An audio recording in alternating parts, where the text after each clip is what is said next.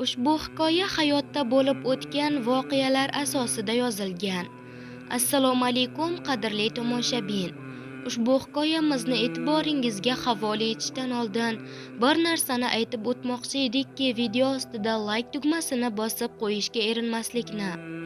Bir necha soniya vaqtingizni sarflab, shu kimgadir ibrat bo'ladigan, kimgadir saboq bo'ladigan hikoyamizni yetkazishda o'z ko'magingizni, qo'shishingizni so'rab o'tgan bo'lardik va ko'p cho'zmasdan hikoyamizni sizga o'qib eshittiramiz. Qabriston.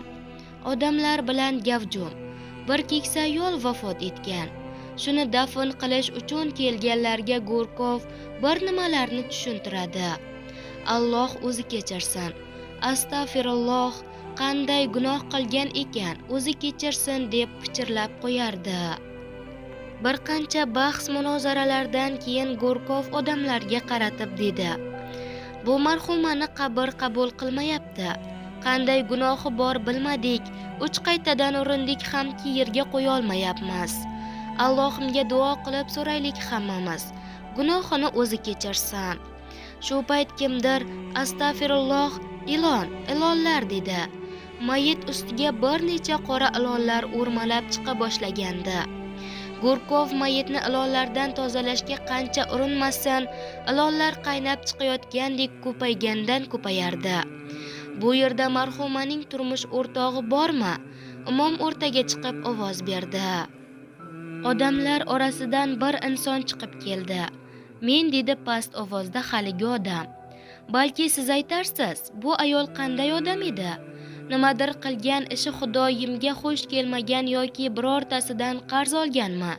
Yoki birovning haqqiga xiyonat qilganmi? Mening oilamda 2 o'g'lim va bir qizim bor edi. Bundan 14 yil avval katta o'g'lim avtohalokat tufayli vafot etib, uni 3 farzandi bilan kelinim yolg'iz qoldi. O'g'limning o'limidan keyin xotinimni ularga nisbatan muomalasi o'zgardi va oradan hech qancha fursat o'tmay uydan haydab soldi. 3 nabiram bilan kelin otasinikida yashayapti. Men kichik o'g'limni olib Rossiyaga ishga ketganman. U yerda ishlab yurib, kichik o'g'lim bir kuni oshnolari bilan cho'milishga ketib qaytib kelmadi. Na tirigini va na o'ligini topa oldim. Ancha pul jamg'arib nabiralarimga uy olgin deb xotinimga yuborgandim. Men unga ishonibman. U bo'lsa uy olish uchun yuborgan pullarimni qizim Saidaga taqinchoq, zeb-ziynat olib beribdi. Qolganini o'zini xarajatlariga ishlatib yuborgan ekan. O'g'limni yo'qotib qo'yib ishlay olmay uyga, Toshkentga qaytib keldim. Qizimni chaqirib, "Onang senga yetimlarni haqqi bo'lgan pulga olib bergan ziynatlarni taqishga uyalmadingmi? Yetimlar seni jigarlaringni bolalari-ku. Ularga iching og'rimayaptimi?" dedim.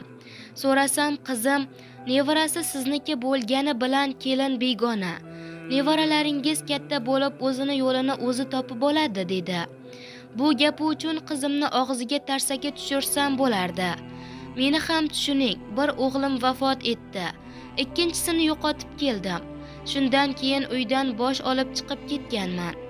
Yetimning haqqini yegani uchun, birovning haqqini yegani uchun qabr qabul qilmayapti", dedi.